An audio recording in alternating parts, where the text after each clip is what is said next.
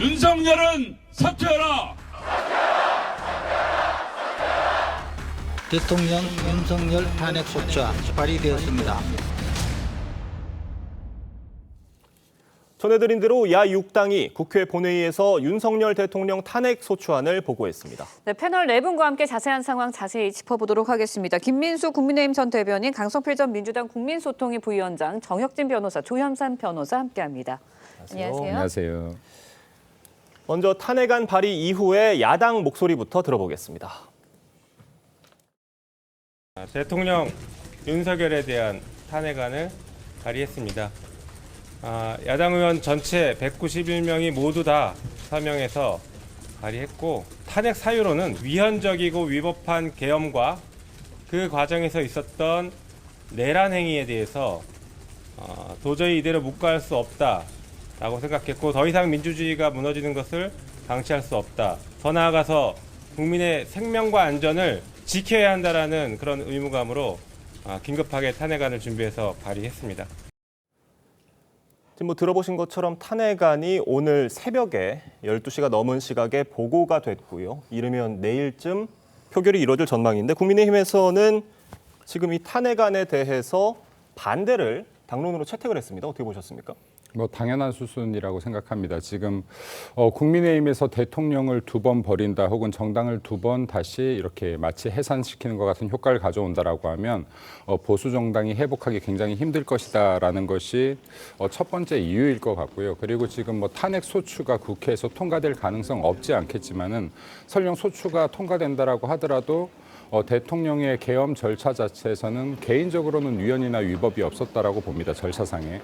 그렇기 때문에 기각이 될 것인데, 이는 민주당 입장에서도 굉장한 정치적 부담이 될 수 있을 것이다, 역으로 라고 생각되어지고, 이럴 때일수록 지금 국민의힘에서 대통령의 탄핵에 대한 찬성이냐 반대냐의 입장이 아니라 이 배경의 이유가 무엇이고, 그리고 국민의힘이 이러한 배경이 나올 수밖에 없었던 부분에 더 초점을 맞춘다라면 보다 근본적인 문제에 접근할 수 있지 않을까 생각합니다. 네. 그럼 어제 이 당론을 결정하는 의총에서 한동훈 대표는 도중에 퇴장한 것으로 알려졌거든요. 한동훈 대표의 행보는 어떻게 보셨습니까? 일종의 비언어적 의사 표시였을 수 있다라고 보는데요. 그럼에도 불구하고 한동훈 대표 같은 경우 지금 이와 같은 상황에서 어느 정도 신중한 스탠스를 취하고 있다라고 판단되어집니다. 그리고 지금 당론으로 이게 채택된다라고 하면 이에 따라서 이 부분에 대해서 한동훈 대표도 마찬가지로 당론 위주로 움직이지 않을까 조심스럽게 전망합니다. 네, 민주당에서는 국민의힘이 탄핵 반대를 당론으로 정한 것에 대해서 내란죄 부역자를 선언한 것이다, 이렇게 강하게 비판했습니다. 그리고 탄핵안이 부결되더라도 재발의에 나설 방침이다라고 이야기를 하고 있는데, 그렇다면 저는 이렇게 여쭤볼게요. 민주당에서는 임기 단축 개헌이나 하야 이런 대안은 아예 생각을 하고 있지 않는 건가요? 알다시피 저희 민주당에서는 이 비상계엄이 선포되기 전에는 이 탄핵파와 아니면은 이 개헌파, 이 두 가지로 나눠져 있는 상태였습니다. 근데 지금의 상황을 보면은 이 개헌파가 전혀 개헌에 대해서 얘기를 할 수 있는 상황이 아닌 그 정도로 심각한 상황이 됐다는 점을 말씀을 드리고, 저는 국민의힘에게 말씀드리고 싶은 게, 과거에 박근혜 전 대통령 때도 이 보수 정당이 박근혜 대통령을 버린 게 아니라 국민이 탄핵을 시킨 겁니다. 예. 마찬가지로 지금 국민의힘이 윤석열 대통령을 버리느냐 살리느냐 이런 문제가 아니라, 앞으로 탄핵은 우리가 전에도 계속해서 일관되게 말을 했지만 정치권이 하는 게 아니라 국민의 명령에 의해서 정치권은 도구로 쓰인다는 점을 말씀드리고 싶고, 사실 이제 민주당에서 부역자라는 강한 발언을 하기는 했지만 그 이유는 간단합니다. 지금 비상계엄이 지난 지 이틀이 지났는데 그 누구 하나 제대로 된 설명, 왜 했는지에 대한 제대로 된 설명을 하지 못하는 그런 이유가 있는 것이고, 네. 그런 차원에서 윤석열 대통령께서 지금 현재 과연 국정 운영을 할 수 있는 상황인 것이냐에 대한 의문, 마지막으로 결국에는 이 비상계엄에 대한 저희가 생각하는 의도는 학교 폭력을 없애기 위해서 학교를 없애버리려고 했다, 그렇게밖에 느낄 수가 없기 때문에 이런 잘못된 국정 운영에 대해서 바로잡는 길은 탄핵밖에 없다, 이런 입장인 겁니다. 네. 지금 야당이 탄핵안에 적시한 탄핵 소추 사유도 살펴볼 텐데요. 윤석열 대통령의 비상계엄 선포가 위반, 헌법 위반이라는 건데, 정혁진 변호사님 보시기엔 어떻습니까? 지금 이번 윤석열 대통령의 계엄령 선포가 이 계엄 요건을 충족했느냐, 이에 대해서 지금 여러 가지 의견이 있는 상황이고요. 또 그 포고령에 또 국회 활동을 제한한 내용이 담겨 있지 않았습니까? 이게 위헌 소지가 있다는 지적도 있습니다. 일단은 계엄 사유를 보면요. 헌법 77조에 전시, 전쟁이라는 이야기죠. 사변, 그리고 이에 준하는 국가 비상 상태. 그런데 이에 준하는 국가 비상 상태가 과연 있었는가? 이게 가장 큰 문제가 될 거고요. 더 큰 문제는 뭐냐면은 병력으로서 공공의 안녕 질서를 유지할 필요가 있어야 된단 말이에요. 예. 경찰력을 넘어서는 군사력으로서 공공의 안녕 질서를 유지할 필요가 있었는지 이 부분에 대한 해석이 분분할 텐데 제 개인적인 생각으로도 이전에도 계속 말씀을 드렸지만 예. 뭐 이전에 뭐 김병주 의원, 김민석 의원 이런 분들이 계엄령 발동될 가능성이 있다 이렇게 이야기했을 때 예. 지금 우리나라가 국가 비상 상태냐 병력이 네. 필요하냐 전혀 그렇지 않다 그렇게 말씀을 드린 바가 있었는데 그런데 어쨌든 여기에 대한 1차적인 판단권은 누구한테 있느냐 비상계엄을 할 상황인지 아닌지에 대한 1차적인 판단은 대통령한테 있는 겁니다. 예. 대통령이 본인이 그렇게 엄중하게 생각이 돼서 비상계엄 발동을 했다. 네. 그다음에 민주당이 늘 주장하는 것처럼 나한테는 헌법상 그런 권한이 있는 거 아니냐. 민주당이 탄핵할 수 있는 권한이 헌법상 부여된 것처럼 대통령에게도 비상계엄을 선포할 권한이 있다. 이렇게 그 생각을 했던 것 같고요. 그다음에 여기에 대한 2차적 판단이 있습니다. 그 2차적 판단은 누가 하는 것이냐? 국회가 하는 겁니다. 국회가 과연 이게 적법하지 않고 그렇기 때문에 탄핵이 될 만한 사유가 된다라고 지금 야당의 모든 국회의원들은 그렇게 생각한다는 거고요. 거기에 여당의 일부 국회의원들도 동조한다라고 하면 그럼 탄핵 절차에 돌입할 수밖에 없는 거고요. 조금 전에 강성필 위원장이 뭐라고 말씀을 갖다 하셨냐. 지난 박근혜 전 대통령 탄핵은 국민이 한 것이다. 맞는 말씀인데 하지만 더 중요한 건 뭐냐면요. 당시 여당의 일부 국회의원들이 탄핵 소추안에 합의하지 않았으면 탄핵 절차에 들어갈 수 없었습니다. 똑같은 비슷한 상황이 지금 초래된 것이 아닌가 싶고 그다음에 이제 마지막으로 최종적으로 3차적으로 판단하는 그 권한은 누구한테 있느냐? 헌법재판소한테 있는 것이다. 저는 그런 생각이 들고요. 예. 그다음에 이제 절차상 그 요건도 중요한데 국무회의 심의가 없었다라고 하면 더 큰 문제가 됐었을 텐데 언론 보도에 따르면 국무회의 심의는 있었던 것으로 보여지니까 그 이후에 국회 통보가 있었는지 없었는지가 또 문제가 될 수 있겠지만 절차상으로는 그렇게 큰 문제는 없지 않았나 싶습니다. 조현삼 변호사님 보시기엔 어떻습니까? 저는 지금 이번에 계엄령 사태가 만약에 이번에 탄핵 사유가 되지 않는다고 한다면 추후에 과연 탄핵 사유가 될 만한 사건이 있을까라는 생각이 들 정도입니다.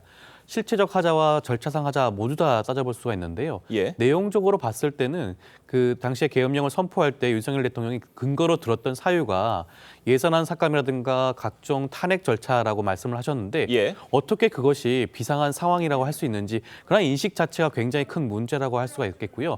방금 말씀하셨던 것처럼 국회의장에게 통보하지 않았던 부분 그리고 지금 국무회의 심의를 거쳤다는 보도도 나오고 있긴 하지만 그렇지 않았다는 보도도 나오고 있습니다. 국무회의 심의를 거치지 않았다고 한다면 그것 자체가 법 위반이라고 할 수가 있는 것이고요. 그리고 중요한 문제가 이것이 내란죄에 해당된다는 것입니다. 내란죄는 국헌문란의 경우에 내란죄가 적용될 수 있는데 국헌문란은 무엇이냐면 헌법에서 보장하고 있는 국가기관에 대해서 강압적인 목적으로 그 권능을 행사하지 못하도록 하는 겁니다. 대표적인 경우가 국회라고 할 수가 있는데 예. 이번에 계엄군이 국회에 진입하지 않았습니까?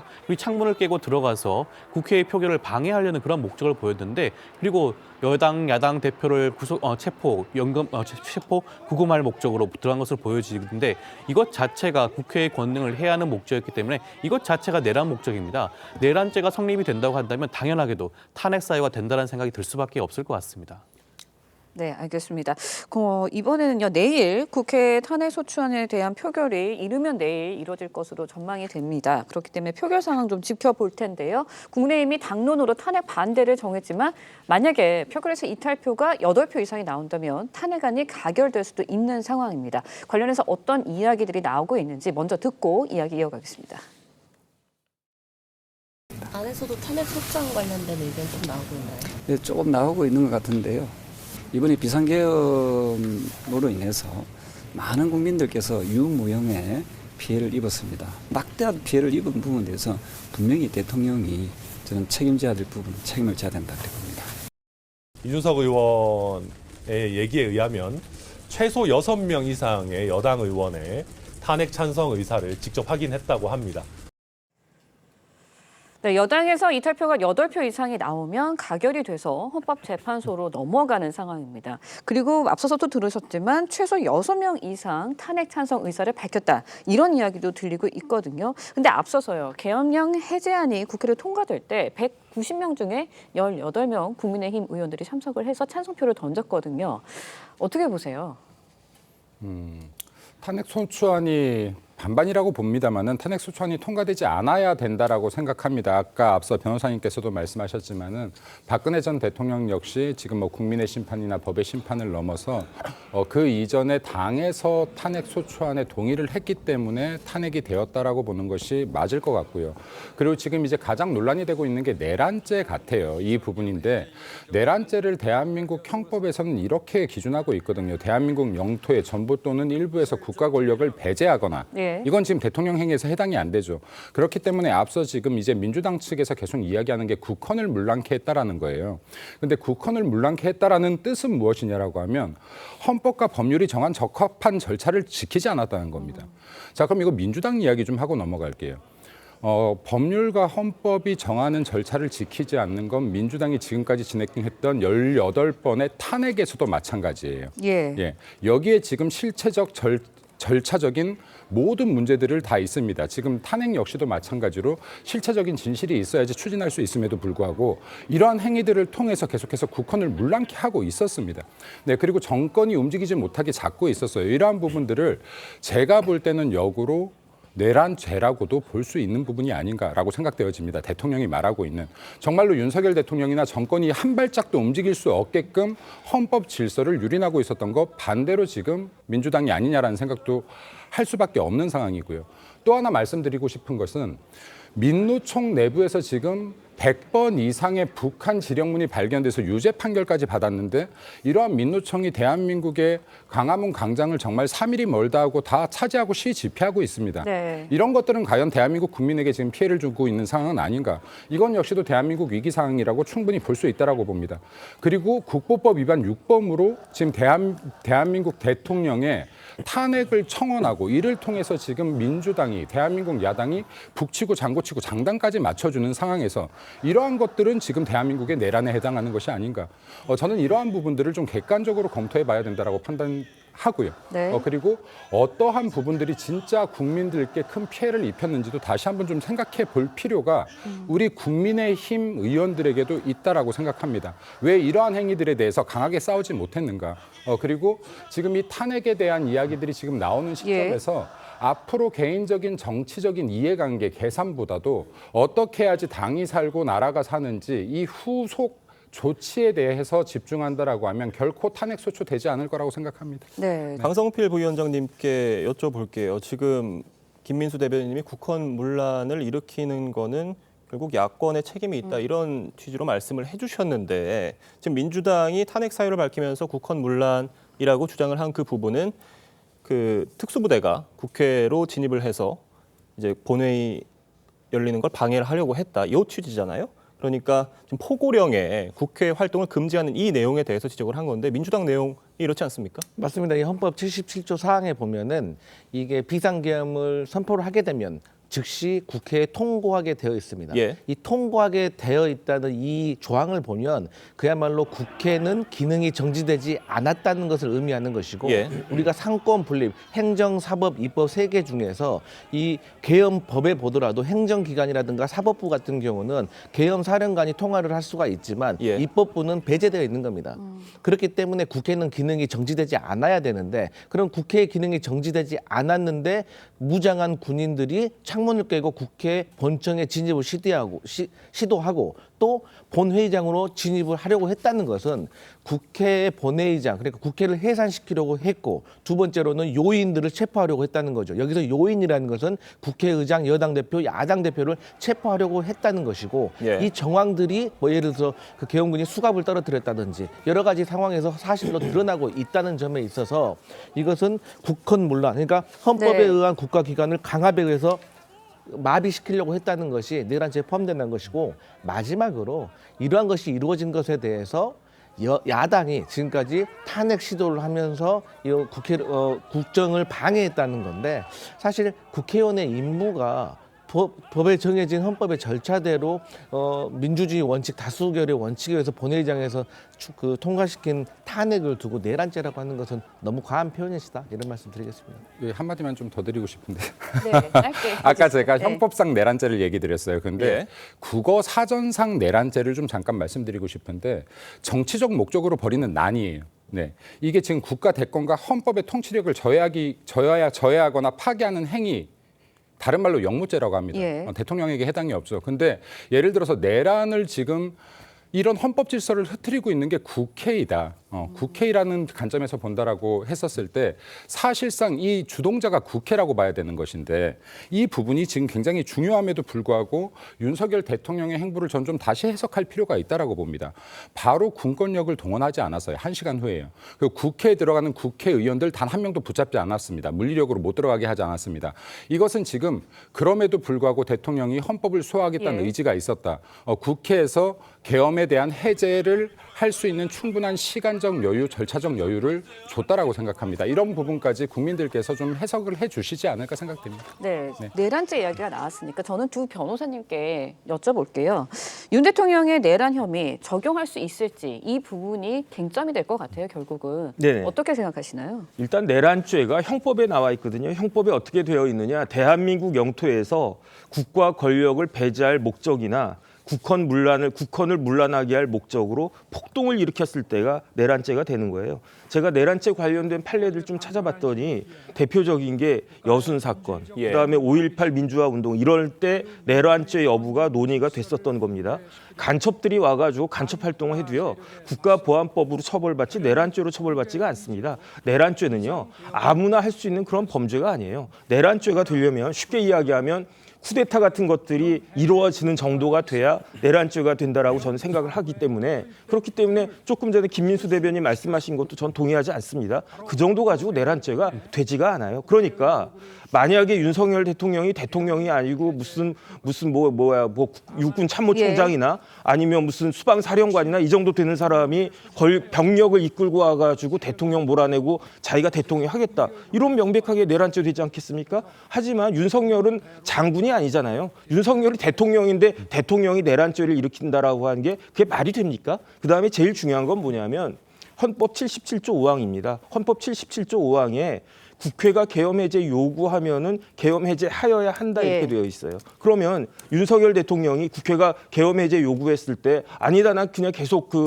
계엄 유지하겠다 이랬으면은 내란죄가 됐을 거라고 저는 생각을 하는데 그 국헌문란이라고 하는 게 뭐냐면 나라의 헌법의 기본 질서를 지키지 않고 침해하는 게 이게 국헌문란 아니겠습니까? 윤석열 대통령은 본인 생각하기에 대통령으로서 지금 그 비상계엄 상황이라고 생각을 했었는데 그런데 190명의 국회의원들이 아니다. 그거 당신 생각 잘못됐다. 그렇기 때문에 계엄 해제해야 된다 요구하니까 머리 그냥 극적극적 긁으면서 내 생각이 틀렸나 보네. 그러면서 계엄 해제한 건데 여기에 무슨 내란이 있을 것인가? 저는 개인적으로 그렇게 생각합니다. 네, 조윤선 변호사님도 하실 말씀이 있을 것 같아요.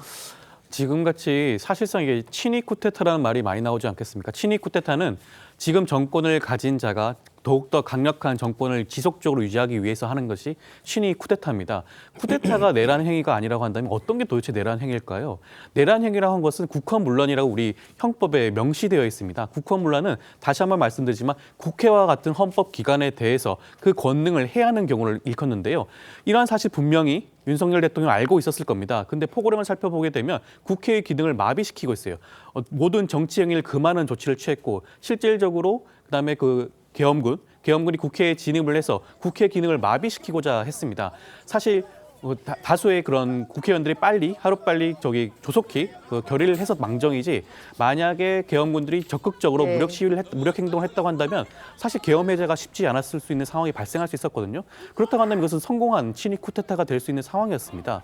그렇기 때문에 이와 같은 경우에는 명백하게 내란죄의 구성 요건에 해당된다. 이것을 처벌하지 않게 된다면 향후에 반복적으로 이런 친위 쿠데타가 일어나는 것을 우리가 방지할 수 없는 상황에 직면하지 않을까 하는 생각도 듭니다. 지금 계엄군의 국회 진입을 두고 내란죄가 되느냐 아니냐 이 여부에 대해서들 이견들이 있으신 건데 사실 계엄군이 국회 진입을 한 그 근거가 포고령에 있는 국회 활동을 금지한다라는 그 조항에 따라서 지금 계엄군이 국회로 간 거잖아요. 지금 그 포고령에 담겨 있는 그 내용에 대해서는 합법적인 거라고 보십니까? 포고령 자체가 잘못되었죠. 거듭해서 말씀을 드리지만 우리 헌법은 계엄을 선포한다고 하더라도 행정부와 사법부를 계엄사령관이 관할할 수 있게 되어 있지 국회의 기능을 마비시키도록 하지 않았습니다. 입법자의 의도가 그것이죠. 견제와 균형이 이루어질 수 있게 행정부를 총괄하는 대통령이 계엄을 선포한다고 하더라도 그 계엄을 해제할 수 있는 권한을 그대로 국회에 남겨두고 있는 겁니다. 그렇다고 한다면 국회의 기능을 마비시키는 그런 포고령 자체가 반헌법적이고 위법한 상황이라고 할 수가 있겠죠. 그런 포고령을 그다음 발표할 수 있도록 한 것이 윤석열 대통령 아니겠습니까? 예. 윤석열 대통령이 최종 책임권자로서 그렇다고 그걸 인준했다고 한다면 당연하게도 내란죄의 책임을 질 수밖에 없지 않을까 생각이 듭니다. 네, 지금 만약에 이런 탄핵안이 예. 국회에서 가결이 돼서 헌법재판소까지 가게 될 경우도 한번 살펴볼 건데요. 지금 현재는 3명의 재판관이 공석인 6인 체제가 계속되고 있는데 이 상태에서 탄핵안에 대한 결정이 나올 수 있을지 논란이 있잖아요. 정혁진 변호사님 보시기 어떻습니까? 지금 상황에서는 탄핵안 결정이 나올 수가 없습니다. 예. 왜냐하면 헌법재판소는 최소한 7명은 있어야지 이제 그 헌법재판소가 기능할 수 있도록 그렇게 규정하고 있는데 아마 윤석열 대통령이 비상계엄을 해야 되겠다라고 생각한 이유 중에 하나가 헌법재판소를 식물재판소로 만들고 있는 상황이 그것도 하나가 예. 있지 않을까 저는 그런 생각이 드는데요.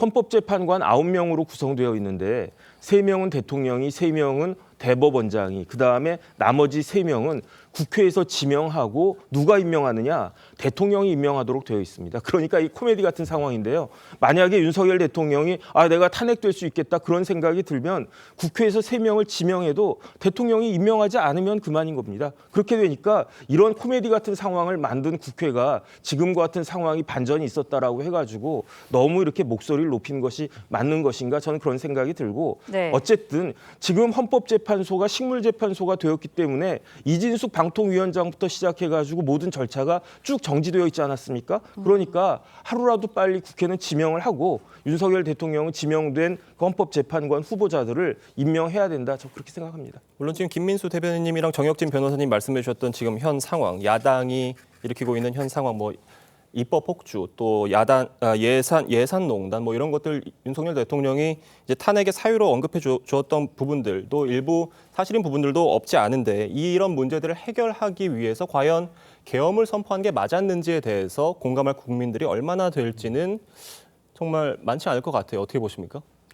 네, 그렇기 때문에 이번에 계엄 선포 자체가 실체적 내용상 하자가 있다는 겁니다. 사실 그 헌법과 계엄법에 따르면 계엄을 선포하기 위해서는 전시 상황입니다. 쉽게 말하면 전쟁이 발생했거나 굉장히 심각한 소요 사태가 발생한 경우를 말하는데 그 어디에도 해당하지가 않죠. 예산안 삭감이라든가 탄핵 절차 같은 경우에는 예. 국회가 가지고 있는 권한입니다. 그 민주적인 절차에 따라서 그 권한을 행사했음에도 불구하고 여기에 대해서 반헌법적이고 반위법적인 행동을 통해서 계엄을 선포하는 자체가 문제가 있다는 말씀이죠. 네. 네, 알겠습니다. 윤석열 대통령의 비상계엄 선포 이후에요. 그 배경을 두고도 이런저런 분석이 나오고 있습니다. 네. 계엄 선포 당시 윤석열 대통령 발언 다시 들어보겠습니다. 국민의 삶은 안중에도 없고 오로지 탄핵과 특검, 야당 대표의 방탄으로 국정이 마비 상태에 있습니다. 패약질을 일삼은 망국의 원흉, 반국가 세력을 반드시 척결하겠습니다. 어제 한동훈 대표와 추경호 총리 추경호 원내대표 예. 그리고 한덕수 총리가 윤석열 대통령을 1시간가량 회동을 했는데 그 자리에서 윤석열 대통령이 나는 잘못이 없다 이런 입장을 얘기한 것으로 알려졌어요. 아까 변호사님께서 얘기했지만 내란이라는 것이 지금 국민이 선택한 권력을 흔들고 찬탈하기 위한 것인데 이때까지 민주당의 행보를 보면요. 지금 사실상 대선 불복을 해왔다라고 네. 봐도 무방해요. 그리고 지금 이를 위해서 국회를 마비시켰고 국회 민주적 절차들을 다 무시하면서 지금 탄핵이라든지 다 해왔습니다. 그래서 저는 개인적으로 대통령의 계엄 결정이 굉장히 아쉽습니다. 예. 계엄이라는 정치적 리스크를 안을 거였다라면 차라리 민주당에 대해서 위헌정당 해산 심판 청구를 했어야지 전 맞다라고 봐요. 예. 왜냐하면 지금 위헌정당 해산 심판 청구 같은 경우는 정당의 목적이나 활동이 민주적 기본 질서에 위배되면은 국무회의 심의를 거쳐서 헌재에 청구할 수 있게끔 돼 있습니다. 근데 민주당이 이때까지 해왔던 건 민주적 기본 질서를 해하는 행위들을 굉장히 많이 해왔습니다. 지금도 네. 마찬가지입니다. 예. 이재명 대표의 방탄을 위해서 이러한 국회의 기능 자체를 마비시켜왔다라고 봐도 무방한 것인데요.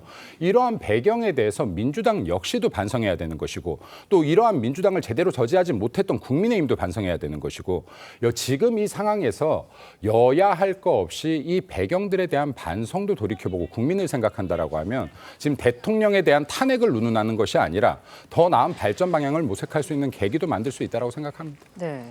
말씀해 주신 거 보면은 결국 계엄령 선포까지 민주당이 결국 국회를 좀 과반 의석을 가지고 있기 때문에 국회를 장악하고 결국은 국정 운영을 좀 마비시키고 장애를 준 거 아니냐 이런 말씀이신 것 같아요. 여기에 대해서 하신 말씀 있을 것 같은데요. 그러면 지금 대통령께서 비상계엄 하게 만든 게 야당이니까 그럼 지금 야당이 사과해야 되는 상황입니까? 여기에 대해서 동의하는 국민들이 몇 분이나 계실까요? 그리고 저는 이해할 수가 없는 게 사실 이제 대통령께서 비상계엄을 담화문을 보잖아요. 그러면 아이돌봄 수당, 청년 일자리 이런 얘기를 하세요. 이거는 정상적인 지휘 체계와 참모들과 상의를 하지 않았다는 저는 일종의 반증이라고 생각을 해요. 예. 아니, 누가 이런 경건한 담화문에다가 이런 아이 일자리 돌봄 수당 이런 걸 가지고 비상계엄 하겠다고 말을 하겠습니까? 그리고 저는 그나마 다행인 게 한동훈 대표가 이 비상계엄에 협조를 하지 않았다는 점이에요. 그렇기 때문에 이 상황이 원만하게 해결이 됐고 국회에서 평화적으로 이 계엄을 해제를 할 수 있었던 것이거든요.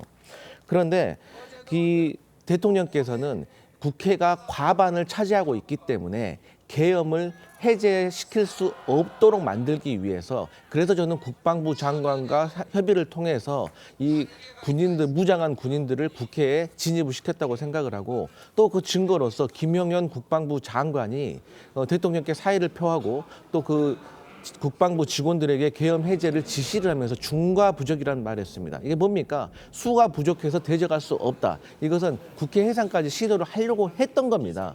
그렇기 때문에 국회가 과반이 야당이 차지하고 있음에도 불구하고 이런 비상계엄을 시도를 했던 것이라고 생각을 하고 여기에 대해서는 저는 국민들의 준엄한 심판이 있을 거라고 봅니다. 네. 대통령의 정치적 의사 표현, 마지막 의사 표현이었다라고 봅니다. 예를 들어서 대통령이 어떠한 방향을 제시해도 민주당의 동의를 얻고는 한 발짝도 나갈 수 없는 상황에서 민주당이 지금 검사의 탄핵조차 정치적 의사 표현이라고 하는 것처럼 대통령이 지금 계엄을 외쳤던 것도 내가 정치적 의사 표현으로 민주당 해도 너무한다. 국민들 좀 봐주십시오라는 의사 표현이었을 수 있다라고 보고요. 아까 국회를 마비시키려고 했다. 그랬으면 국회의원들이 국회의사당 진입하지 못하게 막았을 겁니다. 거의 군인들까지 동원되어 있었어요. 근데 단 한 명의 의원들이 들어가는 건 막지 않았습니다. 그리고 그것이 의결될 때까지 해도 군인들이 국회의사당 안으로 또 거기 들어가지도 않았어요. 예. 그러니까 이런 무력 행위가 없었다라는 점 좀 말씀드리고 싶고요. 2018년도에 논란이 되었던 계엄령 문건이 있어요. 이때 국회에서 계엄 해제를 할 때 어떻게 하겠다라는 후속 조치안도 있습니다. 근데 이 매뉴얼대로도 전혀 따르지 않았다. 이는 윤석열 대통령이 실제로 계엄을 하고 그리고 또 국회 해산 청구에도 불구하고 이 해제에도 불구하고 계엄을 유지하고자 하는 마음이 없었다. 문을 열어놓고 있었다라고 보는 것이 보다 합리적인 판단 아닐까 생각됩니다. 제가 짧게 발언을 드릴 수밖에 없는 게 예. 그러면은 군인들이 막지 않고 경찰도 막지 않는데 국회의장은 필요 없이 담 넘어갑니까? 막아서 못 들어갔기 때문에 담 넘어간 거예요. 그분 나이가 70이나 됐어요. 왜 문을 놔두고 담을 넘어갑니까? 그리고 가장 중요한 점을 놓치고 계시는데 이 군인들조차도요. 요즘 군인들은 이러한 비정상적인 계엄에 대해서 이해를 못하는 거예요. 그렇기 때문에 이 군인들이 해제가 돼서 국회 밖을 나갈 때 시민들한테 사과하고 갔어요. 죄송하다고. 그래서 이러한 것들이 종합적으로 이게 만들어졌기 때문에 계엄이 실패한 것이다 그렇게 보는 것이지 이 지금 뭐 국회를 해산시키려고 했던 시도가 없었다는 것은 차후에 밝혀지겠지만 너무 과도한 주장이다 이렇게 봅니다. 네, 물론 지금 저희 자료화면으로 나가고 있는데요. 우원식 국회의장이 담을 넘어가는 모습이 나왔었고요. 지금 이재명 대표가 국회의사당 담을 넘어가는 모습인데 이게 경찰이 국회의원들을 포함해서 출입을 통제하는 상황을 우왕좌왕하는 상황이 있었던 것으로 보여요. 그래서 국민의힘에서도 그런 상황 때문에 의원들을 당사로 가느냐 또 국회의사당 본관으로 가느냐를 두고도 우왕좌왕하는 상황이 있었고 추경호 대표는 그 과정에서 의원들 대다수를 또 당사로 모이게 하는 그런 결정을 내린 데 대해서 결정을 내렸는데 이에 대해서 비판이 있는 것 같고요. 정혁진 변호사님께는 요거 한번 여쭤볼게요. 야권에서는요, 지금 김건희 여사 특검이나 명태균 씨 추가 폭로가 이번 계엄령 선포에 영향을 준 것이 아니냐 이런 주장이 나오는데 결국 윤석열 대통령이 이번 계엄 선포를 왜 하게 됐을까에 대한 지금 여러 가지 가설들이 나오는 것 같아요. 글쎄요, 저는 도저히 추측이 안 되는데 그럼에도 불구하고 객관적인 상황을 보면 계엄령 선포가 언제 있었습니까? 3일 밤에 있었어요. 3일 밤 한 11시 더 거의 다 돼가지고. 그런데 3일로부터 일주일 뒤인 12월 10일, 오는 12월 10일 다음 주 화요일입니다. 그때 뭐가 예정이 되어 있었습니까? 김 여사 특검법에 대한 재의결이 예정이 되어 있었고요. 여기에 이제 국민의힘 의원들이 혹시 동조해가지고 재의결되는 것이 아닐까 이런 것들에 대한 논의가 사실 많이 있지 않았습니까? 저는 개인적으로 어떻게 생각했냐면요. 만약에 대통령이 거부권을 행사했는데 그럼에도 불구하고 재의결로 통과가 됐다. 그러면 그때부터는 대통령 레임덕이 오기 시작한 것이다. 명백하다. 대통령 임기가 얼마나 많이 남아있든지 간에 그게 중요한 게 아니고 재의결이 되는 순간 거부권이 무력화되는 순간 그 대통령의 그 레임덕이 시작되는 거 아니냐. 개인적으로 그렇게 생각을 했었는데요. 그 영향이 혹시 있지 않았을까 저는 그 생각은 하고 있고요. 그다음에 제가 이제 그 언론 기사를 보니까 이준석 의원이 뭐라고 이야기했느냐. 이준석 의원이 명태균 씨하고 굉장히 가깝지 않습니까? 그런데 그 명태균 씨가 최근에 뭐라고 이야기했느냐. 일반 검찰 안 되고 특검해야 된다 그렇게 이야기했잖아요. 여기에 대해서 이준석 의원이 뭐라고 해석했냐면은 명태균이 특검하자라고 하는 거는 명태균이 가지고 있는 자료를 적극적으로 다 풀겠다. 이런 내용이다라고 그 이준석 의원이 이야기를 하는 걸 보니까 아 그러면은 혹시 명태균이 가지고 있는 자료 중에 파괴력이 있는 것들이 있는 거 아닌가? 이런 것들이 대통령한테 부담이 될 수 있었나? 이런 추측은 할 수 있을지 모르겠는데 정확한 걸 누가 할 수 있겠습니까? 제 마음 나도 모르는데 대통령 마음을 제가 어떻게 알겠습니까? 네, 알겠습니다. 지금 조현삼 변호사님께는 이거 한번 여쭤볼게요. 윤 대통령에게 비상계엄을 건의한 것으로 알려진 지금 김용현 국방장관이 사의를 표명을 했는데 이분이 충암고 1년 선배입니다. 윤석열 대통령 1년 선배고요. 지금 이 때문에 어떤 충암고 라인이 이번 계엄령 선포를 주도를 한 게 아니냐 이런 음모론이 나왔었는데 그게 결국 실현된 거 아니냐 현실화된 거 아니냐 이런 비판들이 나오고 있거든요. 결국 이들에 대한 처벌도 이루어질 수 있을지 어떻게 보십니까? 김용현 국방장관의 경우에는 본인 스스로 자인을 했습니다. 본인이 계엄을 건의를 했다 대통령에게. 대통령에게 계엄령을 건의할 수 있는 사람이 김용현 국방장관과 해안부 장관 아니겠습니까? 3명 모두 다 충암고 출신입니다. 대통령을 포함해서요. 그렇기 때문에 과거에 충암고 라인이 사실상 군권을 장악하기 위해서 김용현 국방부 장관을 임명한 게 아닌가. 그리고 계엄을 준비하는 게 아닌가라는 말들이 많았죠. 현실적으로 계엄이 선포가 되었고 진행이 되었습니다. 김용현 국방부 장관은 당연히 계엄 선포에 관련된 책임을 물을 수밖에 없는 것이고요. 단순한 사임으로 끝날 게 아닙니다. 내란죄의 경우에는 내란죄 수괴뿐만 아니라 중요 참가자도 마찬가지로 처벌받게 되어 있고요. 단순 참가자조차도 처벌받게 되어 있습니다. 김용현 장관의 경우에는 적극적으로 가담했다고 할 수가 있고요. 수괴가 아니더라도 적극적인 가담자이기 때문에 사형이나 무기징역 5년 이상의 처벌을 받을 수 있는 중범죄자입니다. 당연히 후속적으로 형사처벌을 받아야 된다는 생각이 분명히 들고요. 그렇다고 하더라도 김용현 장관 한 명만 책임을 지는 것으로 끝낼 수는 없습니다. 이 계엄령 선포와 관련되어서 관계된 모든 분들에 대해서 적극적인 수사와 조사가 이루어져야 되고요.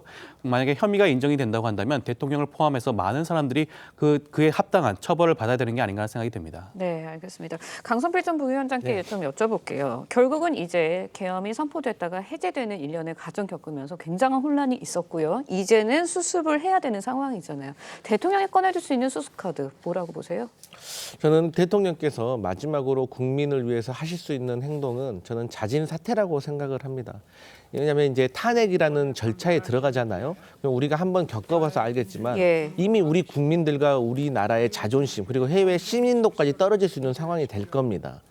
그리고 또 이제 문제는 탄핵이라는 것이 시간이 하루아침에 바로 되는 게 아니라 여러 가지 절차를 거쳐서 벌써도 지금 탄핵안이 발의되고 나서 여당과 야당이 본질을 잃어버린 채 탄핵을 시키느냐 마느냐를 두고 지금 싸우고 있고 또 여당 내에서는 탈당을 시키느냐 마느냐를 두고 싸우고 있지 않습니까?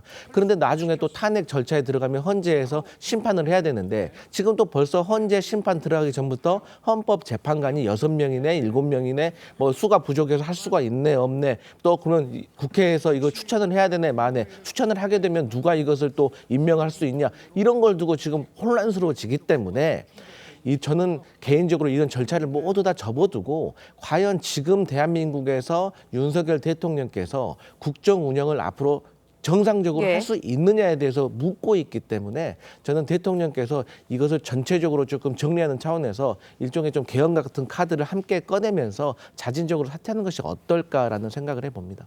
네. 어제 상황 다시 한번 짚어보고 가겠습니다. 어제 서울, 여의도 등 전국 곳곳에서 윤석열 대통령 퇴진을 요구하는 집회가 열렸습니다. 네, 시위 참석자들은 과거 군사정권 때나 들었던 군합발 소리를 다시 듣게 될 줄은 몰랐다면서 계엄 선포 사태를 강하게 비난했습니다. 황민지 기자의 보도입니다. 민주당 주도로 국회 본관 앞에서 열린 촛불문화제. 참가자들은 윤석열 대통령의 계엄 선포 사태에 항의했습니다. 위헌 계엄 내란 속에 윤석열을 탄핵하라! 현장에 민주당 추산 3,000명이 모였는데 참가자들은 국회 본관에서 의원회관을 돌아 정문까지 행진했습니다. 비슷한 시위는 전국 곳곳에서 이어졌습니다. 5.18 민주화 운동의 최후 항쟁지인 옛 전남도청 앞에선 윤 대통령의 퇴진 시위가 열렸습니다. 광주를 짓밟았던 군합발 소리를 우리는 똑똑히 기억하고 있습니다. 다시 한번 이 군합발 소리를 들을 줄 정말 몰랐습니다. 대전에서는 대학 교수진과 종교계 등 31개 단체 100여 명이 모였습니다. 윤석열은 퇴진해야 되고 당연히 우리 손으로 끌어내려야 됩니다. 전 세계가 깜짝 놀랐다고 하더라고요. 전 지구적으로 창피한 대한민국을 만들었다는 얘기예요. 시민들은 추운 날씨에도 거리로 나와 계엄령 선포는 헌정유린이라며 목소리를 높였습니다. TV조선 황민지입니다. 한밤중 윤석열 대통령의 비상계엄 선포와 2시간 만에 국회에서 이뤄진 계엄 해제 결정에 세계가 주목했습니다. 네, 미국 정부는 한국이 세계에서 가장 강력한 민주주의 회복력을 보여줬다고 평가했는데 반면에 한국이 그동안 쌓아온 민주주의 성공 신화가 흔들렸다는 분석도 나왔습니다. 이정민 기자의 보도입니다. 윤석열 대통령이 국회 결의에 따라 비상계엄을 해제한 직후 토니 블링컨 미 국무장관은 한국의 민주주의 회복을 높게 평가한다고 밝혔습니다. As Korea's staunch ally, Korea has such an important story to tell to the world because of the extraordinary emergence not only of a democracy but a strong, resilient democracy. 제이크 설리번 백악관 국가안보보좌관도 한국의 민주적 절차가 적절히 작동했다며 향후 한국 민주주의 강화를 위해 공개적으로 목소리를 낼 것이라고 밝혔습니다. 하지만 한국의 민주주의 성공 신화가 위기를 맞았다는 평가도 나왔습니다. 영국 더 타임스는 전 세계에서 보기 드문 민주주의 성공 신화를 써온 한국이 혼돈에 빠졌다며 서방이 가졌던 한국의 견고한 민주주의에 대한 믿음에 불확실성을 심어줬다고 전했습니다. 뉴욕타임스 등 미 언론들은 계엄령 시도가 한국을 위기에 빠뜨리고 한미 안보 관계에도 불확실성을 초래했다고 분석했습니다. Yoon's declaration of martial law is reminiscent of the old days when the military government ruled the country. So it's really difficult to understand what he's trying to achieve with that.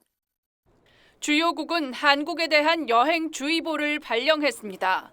미국은 자국민에게 시위 지역을 피하라고 권했고 영국과 일본은 여행 경보를 내렸습니다. TV조선 이정민입니다. 지금 외신들은 물론이고요. 외국 정부들도 이번 계엄령 선포에 대해서 굉장히 우려 섞인 반응들을 내놨거든요. 이런 것들이 한국 외교에 어떤 영향 줄 것으로 보십니까? 일단 신속하게 조치가 됐고 법적 절차에 따라서 지금 계엄 해제가 되었기 때문에 이러한 위기들에 대해서는 빠른 속도로 가라앉을 거라고 봅니다. 그리고 대한민국의 민주주의 분명히 위기가 맞습니다. 지금 국회로부터 시작해서요.